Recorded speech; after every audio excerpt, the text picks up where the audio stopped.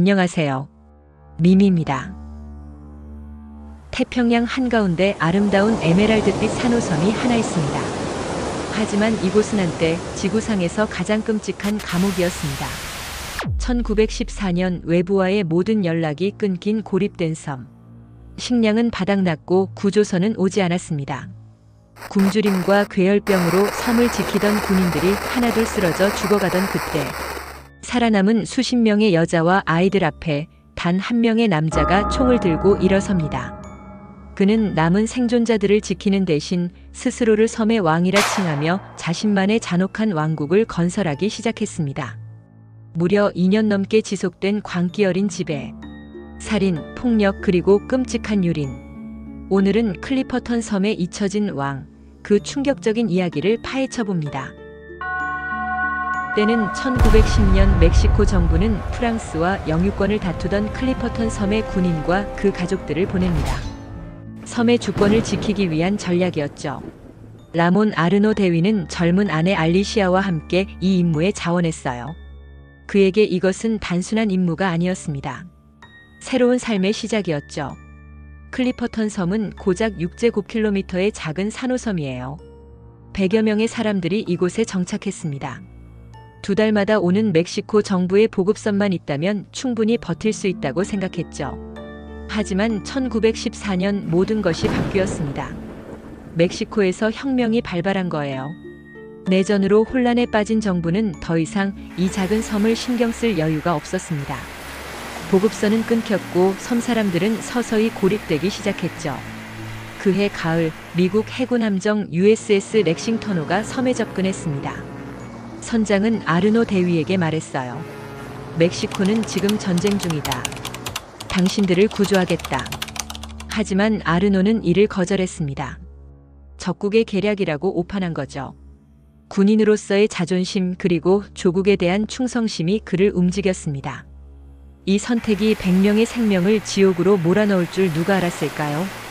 시간이 흐르면서 섬의 상황은 점점 악화되었어요.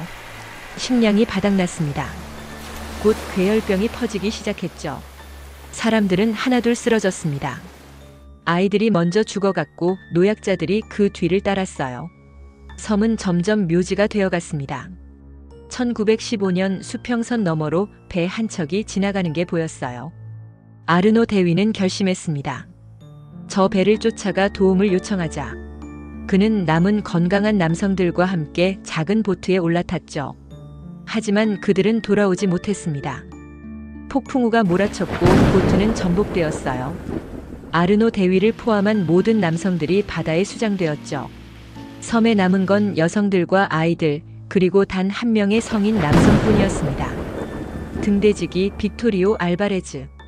알바레즈는 자신이 섬의 유일한 남자라는 사실을 깨달았습니다. 그리고 그 순간 그의 내면에 잠들어 있던 괴물이 깨어났죠. 그는 섬에 남아있던 소총 3자루를 독점했어요. 무기를 가진 자가 곧 권력자였습니다. 알바레즈는 스스로를 클리퍼턴의 왕이라 칭하기 시작했죠.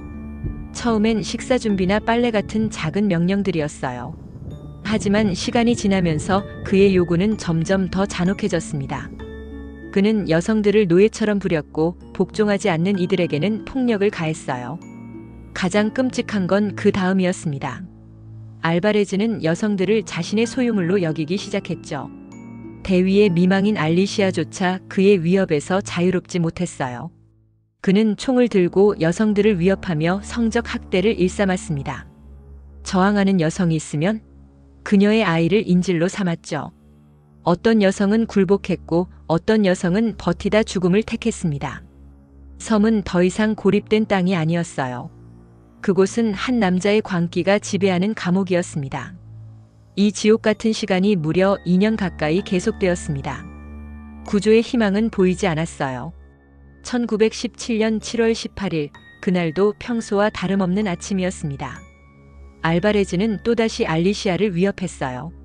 대위의 미망인이자 섬에서 가장 존경받던 여성을 굴복시키려 한 거죠. 그 순간 티르자 랜돈이라는 여성이 더 이상 참을 수 없었습니다. 그녀는 근처에 있던 무거운 망치를 집어들었어요. 그리고 알바레즈를 향해 달려갔죠. 망치가 그의 머리를 강타했습니다. 알바레즈는 비틀거렸고 다른 여성들이 합세했어요. 알바레즈는 그 자리에서 숨을 거두었습니다. 클리퍼턴의 폭군은 마침내 심판을 받은 거죠. 그런데 여기서 끝이 아니에요. 진짜 소름 돋는 건 바로 다음에 일어난 일입니다. 알바레즈가 죽은 지 불과 몇 시간 뒤 수평선 너머로 배 한 척이 나타났어요. 미국 해군 함정 USS 요크타운호였습니다. 마치 기적처럼 여성들이 폭군을 처단한 바로 그날 구조선이 도착한 거죠. 요크타운의 선원들이 섬에 상륙했을 때 그들이 본 광경은 충격 그 자체였습니다. 뼈만 남은 여성들과 아이들, 그리고 바닥에 널브러진 한 남자의 시신. 생존자는 고작 11명, 여성 4명과 아이 7명 뿐이었어요. 선장은 물었죠. 도대체 여기서 무슨 일이 있었던 겁니까? 알리시아는 떨리는 목소리로 지난 3년간의 이야기를 들려줬습니다. 고립, 굶주림, 질병, 그리고 한 남자의 광기. 선원들은 말을 잇지 못했어요. 알바레즈의 시신은 섬에 묻히지 않았습니다. 여성들의 요청으로 그의 시신은 바다에 던져졌죠. 생존자들은 멕시코로 돌아갔지만 그들의 삶은 영원히 바뀌었습니다. 알리시아 로비라는 훗날 인터뷰에서 이렇게 말했어요. 우리는 살아남았지만 클리퍼턴 섬에 우리 영혼의 일부를 남겨두고 왔습니다. 티르자 랜돈, 폭군을 처단한 그 용감한 여성은 평생 그날을 기억했죠. 그녀는 살인자가 아니었어요. 그녀는 생존자였고 영웅이었습니다. 오늘의 이야기는 여기까지입니다. 댓글로 여러분의 생각을 들려주세요. 구독과 좋아요는 더 많은 영상을 만드는 힘이 됩니다. 대단히 감사합니다.